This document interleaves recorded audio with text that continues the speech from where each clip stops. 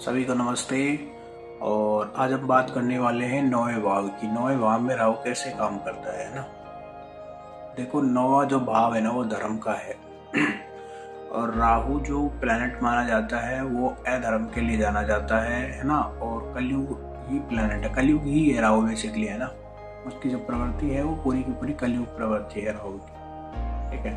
तो लोगों को कहीं लगे कि राहु सात्विक प्लेनेट है, राहु सात्विक प्लेनेट नहीं है, राहु तामसिक प्लेनेट है ना। वो तामसिक चीज़ों में आपको इन्वॉल्व करता है, आपको माया में लेके जाता है ना। माया में आपको घुमाता है और आप जन्म और मरण में अटके रहते हो राहु की वजह से। राहु ही वो प्लैनेट है। राहु क्या है, आपकी बहुत सारी इच्छाएं जो अधूरी रह गई हैं उनको रिप्रेजेंट करता है आपके चार्ट में। ठीक है। जहाँ पे वो बैठा हुआ है ना राहु, मान लीजिए 9th हाउस में बैठा हुआ है, 9वें घर पे हम बात कर ही रहे हैं। तो 9वें घर में अगर राहु बैठा है तो कहीं ना कहीं ये चीज़ समझिए कि बहुत सारी जो इच्छा है ना वो 9वें भाव से संबंधित हैं। ठीक है। जैसे पिता का घर है 9वां भाव, तो हो सकता है पिता से बहुत ज़्यादा मोह, बहुत ज़्यादा आसक्ति आपको देखने को मिल सकती है ना। ये चीज़ हो सकती है। पिता के साथ मतभेद भी देखने को मिल सकते हैं। दोनों चीज़ें आपको देखने को मिल सकती हैं। 9वां घर है तो धर्म के साथ में एक क्या बोलते हैं, कट्टरता देखने को मिल सकती है। धर्म को लेके एक गुस्सा भी देखने को मिल सकता है। दोनों विरोधी चीज़ें हैं ना वो दोनों एक साथ देखने को मिल सकती है। राहु के साथ में ये चीज़ें हैं, समझ रहे हो। एक टाइम आप लग रहे हैं कि आप बहुत अच्छे धार्मिक व्यक्ति हो और दूसरे टाइम आप धर्म को नहीं मान रहे हो। वो दोनों जो विरोधाभास चीज़ें हैं ना वो राहु में देखने को मिल सकती है, समझ रहे हो। तो राहु को आप इतना इजी मत समझिए कि वो जहाँ बैठा है ना वहाँ पे वो बहुत सारे कॉम्प्लेक्स इंसान के अंदर डाल के रखता है। कई बार लोगों को समझ में नहीं आता कि इंसान क्या है, क्योंकि खुद को समझ में नहीं आता कि वो खुद इंसान क्या है।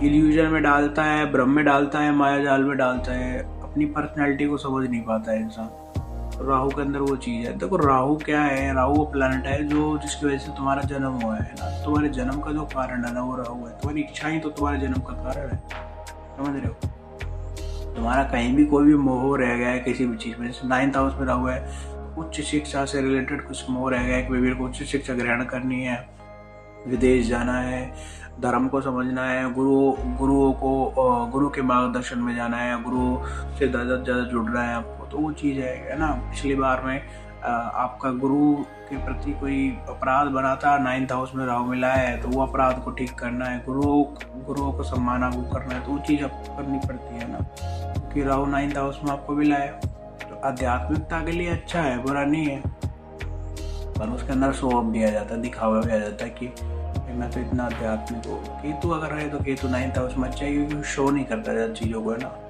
और राहु जहाँ है वहाँ पे कहीं ना कहीं आपको वो चीज़ें एक्सपीरियंस करनी पड़ती है ना, बहुत ज़्यादा, क्योंकि सारा फोकस वही है जहाँ पे राहु बैठा हुआ आपका लाइफ में। 9th हाउस में बहुत सारा फोकस आपका शिफ्ट हो जाता है जब 9th हाउस में चला जाता है।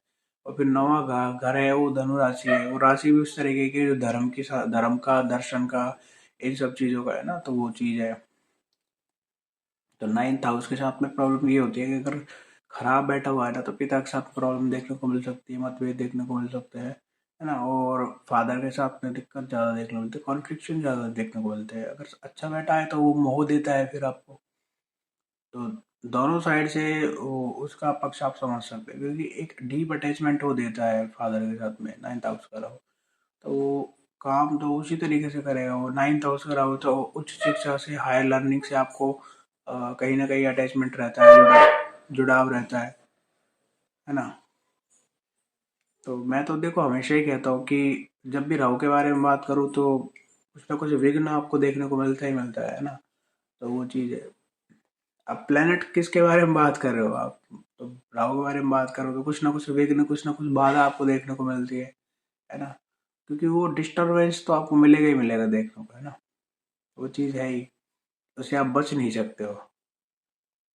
और राहु के साथ में एक प्रॉब्लम क्या है कि वो जहाँ बैठता है ना वहाँ पे वो विच्छेद करता ही ये करता है ना। विच्छेद मतलब वहाँ पे अनऑर्थोडॉक्सी का प्लानट है वो, है ना। वो एक लीग, जो दुनिया जो लीग पे चलती है ना उस लीग पे वो चलता नहीं है ना। किसी लीग से उसको मतलब नहीं है।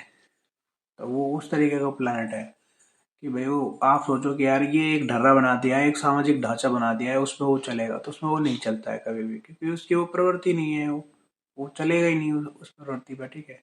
अब उसको अगर नॉलेज गेन करनी है या उसको हायर लर्निंग करनी है तो अनऑर्थोडॉक्स तरीके से करेगा। पूरी दुनिया अब मान लीजिए उच्च शिक्षा के लिए मान लीजिए जा रही है, पुणे जा रही है, गुजरात जा रही है, या फिर दिल्ली जा रही है कहीं पढ़ने के लिए। अब वो जो है 9th हाउस वाला राहु अगर प्रबल है तो वो कहाँ जाएगा, वो जाएगा विदेश।